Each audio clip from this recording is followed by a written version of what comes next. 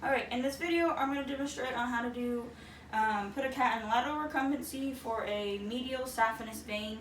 Right now he's in sternal recumbency. There's like two different ways you can put them into lateral recumbency. I'm just going to scruff him and show you how to do it that way. So you'll scruff behind the head. You'll use your other hand to support him and lay him on his side.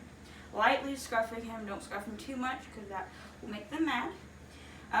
Before we hold the vein out, I'm going to use my right arm for the support of his back.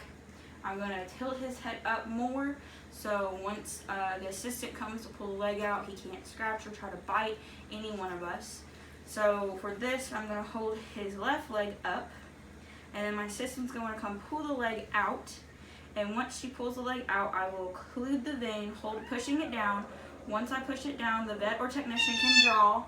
And once drawn, then you can hold off the pressure. The assistant will let go of the leg, and you can hold off the vein, the medial saphenous vein, to make sure it clots, no bleeding and stuff.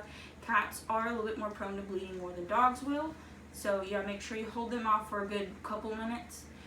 Once you've held off and for sure it's not bleeding anymore, you can let the cat up and relax.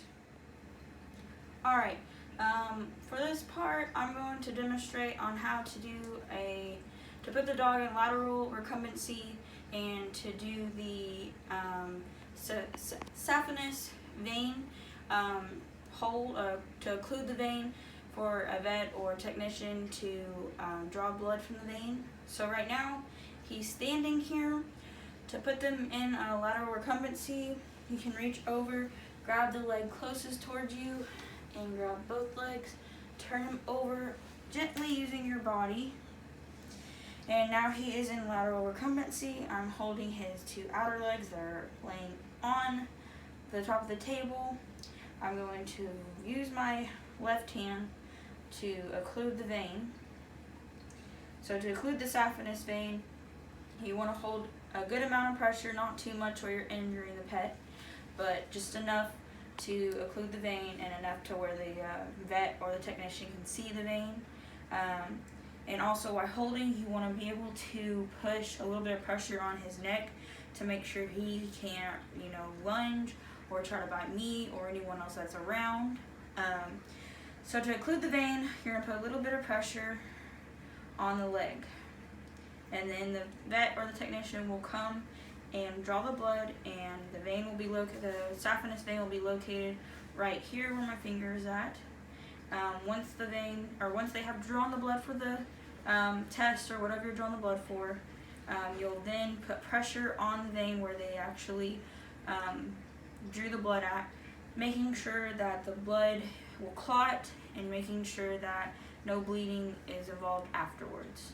Once done, you can let the dog up and he should be fine after that. Alright, in this next video I'm going to demonstrate on how to do the sternal recumbency position for the cephalic vein. Right now he's not in sternal recumbency, he's just sitting here. So how to safely put them on the table laying flat in sternal recumbency, you'll come around and grab his head and slowly pull him down, releasing him. So now he's in sternal recumbency. So once he's in sternal recumbency, you're going to use your arm to come up underneath his head, holding his head up. This also will help prevent him biting me or anyone that's going to be drawing the blood. And so his body's going to be pressed up against me. I'm going to use my other arm around him as is, and I'm going to put my hand in an L shape, putting it behind his elbow for support to make sure he can't jerk back or move it. So once I do that, I'm actually going to switch and use my tips of my fingers to hold it back.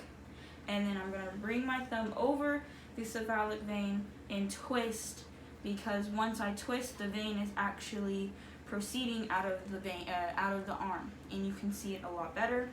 So once the vet or the technician draws the blood, same thing as I'm including, they're drawing the blood, and once they stop, I will put pressure for just a few minutes, holding it off to make sure it clots, there's no bleeding afterwards. Once he's good and everything, same thing, let him go.